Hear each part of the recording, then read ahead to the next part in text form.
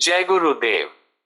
जीवन चरित्र स्वामी जी महाराज चिरौली दादा गुरु महाराज जी का यह जीवन चरित्र जहां तक सही रूप में मिल सका संक्षेप में प्रस्तुत है। परदादा गुरु के गुरु जी स्वामी गरीब दास जी। स्वामी गरीब दास जी दिल्ली में ही सत्संग करते थे। उनकी समाधि सराय रोहिल्ला दिल्ली में आज भी है।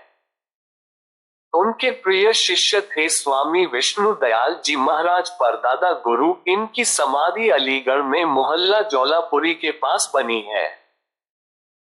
ये अलीगढ़ में ही ग्राम चिरौली परगना इगलास के निवासी थे। इन्होंने अपने स्वामी जी के चरणों में बैठकर पूर्ण संत गति को प्राप्त किया था।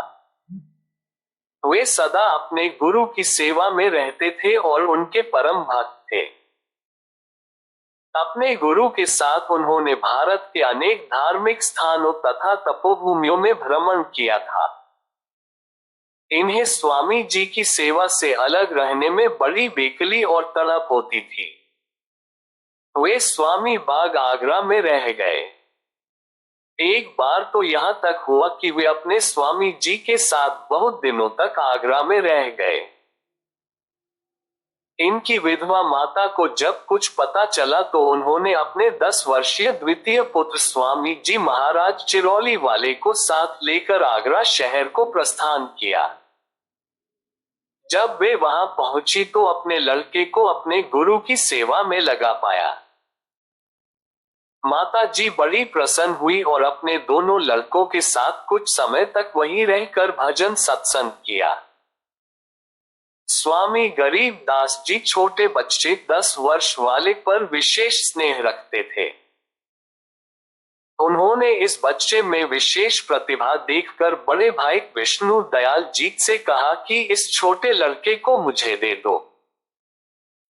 बड़े भाई ने कहा कि यह तो आपके चरणों में है, ही देना क्या है स्वामी जी। तब स्वामी जी ने कहा कि ठीक है, किंतु आज के संत गृहस्थी में रहते हुए संसार का अधिक कार्य करते हैं, अतः इससे गृहस्थी में रखकर गुरु जी का कार्य लिया जाएगा। और तुरंत छोटे भाई को बुलाकर कहा, बेटे मेरी उंगली पकड़ लो, और उन्होंने ऐसा ही किया।